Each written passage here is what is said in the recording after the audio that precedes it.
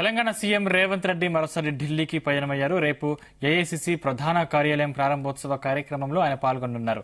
రేవంత్ రెడ్డితో పాటు deputy CM Mallu Bhatti Vikramarka, TPCC chief Mahesh Kumar Goud ఈ కార్యక్రమంలో పాల్గొనున్నారు. రేవంత్ రెడ్డి 2 రోజుల పాటు ఢిల్లీలో ఉండనున్నారు.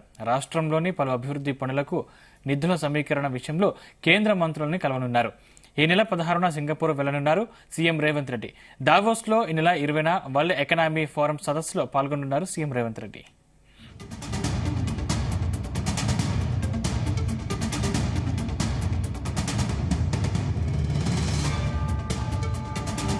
తెలంగాణ సీఎం రేవంత్ రెడ్డి మరోసారి ఢిల్లీకి పయనమయ్యారు. రేపు ఏఐసీసీ ప్రధాన కార్యాలయం ప్రారంభోత్సవ కార్యక్రమంలో ఆయన పాల్గొనున్నారు.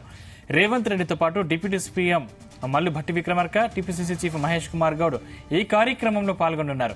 రేవంత్ రెడ్డి 2 రోజుల పాటు ఢిల్లీలో ఉండనున్నారు. రాష్ట్రంలోని పలు అభివృద్ది పనులకు నిధుల సమీకరణ విషయంలో కేంద్ర మంత్రుల్ని కలవనున్నారు. ఈ నెల 16న సింగపూర్ వెళ్లనున్నారు సీఎం రేవంత్ రెడ్డి. దావోస్ లో ఈ నెల 20న వరల్డ్ ఎకనామీ ఫోరం సదస్సులో పాల్గొనున్నారు సీఎం రేవంత్ రెడ్డి. ఇదే అంశానికి సంబంధించిన మరింత సమాచారం మా బ్యూరో చీఫ్ నరేందర్ అందిస్తారు. నరేందర్. రైట్ సందీప్, కాసేపటి క్రితమే ముఖ్యమంత్రి రేవంత్ రెడ్డి ఢిల్లీకి పయనమయ్యారు. ప్రస్తుతం మనకు సమాచారం అందుతుంది. ఈ రోజు వెళ్ళినటువంటి పర్యటనకు ఖచ్చితంగా కూడా ప్రయారిటీ కనిపిస్తోంది. ఎందుకంటే వాస్తవానికి మంత్రివర్గ విస్తరణ అనే అంశం కావచ్చు, అదేవిధంగా ఆల్రెడీ ఫిక్స్డ్ గా ఉన్నటువంటి ఏఐసిసి ప్రధాన కార్యాలయం ఢిల్లీలో ప్రారంభోత్సవ కార్యక్రమం ఉంది. దానికి మెయిన్ అటెండ్ అవుతున్నారు.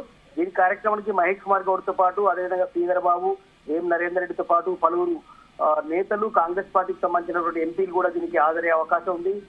దీనికి ఇదే పనిగా 2 రోజుల పాటు ఢిల్లీలో ఉండి వివిధ అంశాల మీద ఏఐసిసి అధ్యక్షురాలు కావచ్చు, అదేవిధంగా రాహుల్ గాంధీ కానీ, ప్రియాంక గాంధీ కావచ్చు, సోనియా గాంధీ వీళ్ళందరినీ కూడా కలిసి మల్లికార్జున గారితో కలిసి రాష్ట్రంలో ఉన్నటువంటి ప్రధానమైనటువంటి అంశాలు, అదేవిధంగా కార్పొరేషన్ చైర్మన్ కావచ్చు, మంత్రివర్గ విస్తరణలో ఇప్పటి వరకు 6 స్పేస్ ఉంది. ఇప్పటి వరకు ముఖ్యమంత్రితో సహా 11 మందికి మాత్రమే ప్రజెంట్ ఉన్నారు.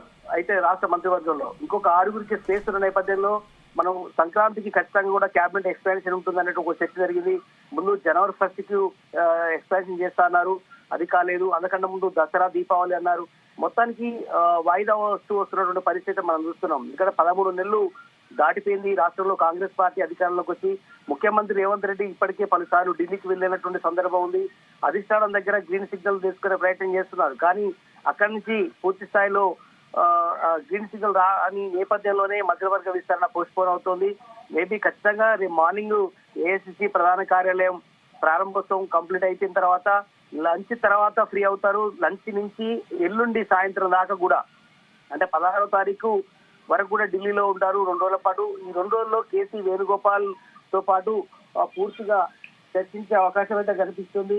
ఇక్కడ చాలా అంశాలు మాట్లాడిన తర్వాత ఆయనే దావోస్ కానీ, అదేవిధంగా సింగపూర్ పర్యటనకు వెళ్తారనే సమాచారం ఉంది. ఎందుకంటే 16వ తారీఖు సాయంత్రం ఆయన విదేశీ పర్యటనకు వెళ్ళిన సందర్భంలో అక్కడ ఖచ్చితంగా కూడా రాష్ట్రానికి పెట్టుబడులు ఆకర్షించడం కావచ్చు, స్కిల్ యూనివర్సిటీకి సంబంధించి కానీ, 4th యూనివర్సిటీకి సంబంధించినటువంటి వాటికి పెట్టుబడులు తెచ్చుకునేందుకు మౌలిక సదుపాయాలు కల్పించేందుకు ఖచ్చితంగా అక్కడ అందించే అవకాశం ఉంటుంది.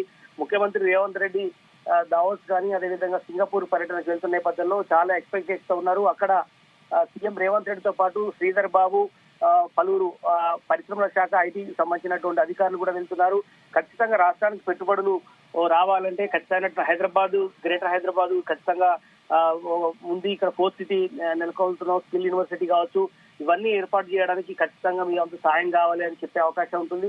ఖచ్చితంగా ఈ అన్ని అంశాల్లో భాగంగానే ఢిల్లీకి వెళ్లి ఢిల్లీ నుంచి నేరుగా దావోస్ కానీ, సింగపూర్ ఇవన్నీ కూడా వెళ్తున్నారు. ఖచ్చితంగా రిటర్న్ 1 వీక్ తర్వాత ఆయన రిటర్న్ వస్తారు. 5-6 రోజుల తర్వాత రిటర్న్కి వచ్చిన తర్వాత 25th మేబీ మార్నింగ్ వస్తారు. దాని తర్వాత 26th నాడు జనవరి ప్రోగ్రామ్ లో ఆయన పాల్గొన్న తర్వాత జిల్లాల పర్యటనకు వెళ్లే అవకాశం ఉంది. ఇవన్నీ చేసేందుకే అధిష్టానం దగ్గర పర్మిషన్ కోసం వెళ్ళినట్టు సమాచారం ఉంది. అదేవిధంగా మంత్రివర్గ విస్తరణకు సంబంధించినటువంటి విషయాల మీద కూడా మాట్లాడతారు. అదే సమయంలో జనవరి 26th నాడు 3 పథకాలు కనిపిస్తుంది.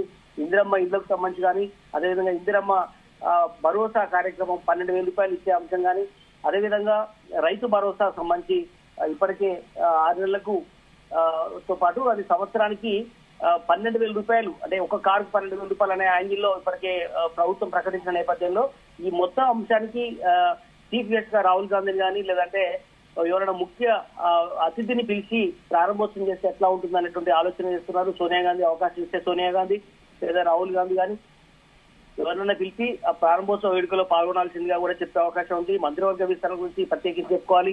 దాంట్లో చాలా అంశాలు మాట్లాడతారు. ఎవరికి ఇస్తే బాగుంటుంది, సామాజిక వర్గాల వారిగా, జిల్లాల వారిగా, ఆదిలాబాద్ కావచ్చు, అదే నిజామాబాద్ కానీ, హైదరాబాద్ లో స్థానం లేదు, వీటిలో ఖచ్చితంగా కూడా భర్తీ చేసే అవకాశం కనిపిస్తుంది. వీటితో పాటు కార్పొరేషన్ చైర్మన్లు కూడా చాలా మంది ఎక్స్పెక్టేషన్ తో ఉన్నారు.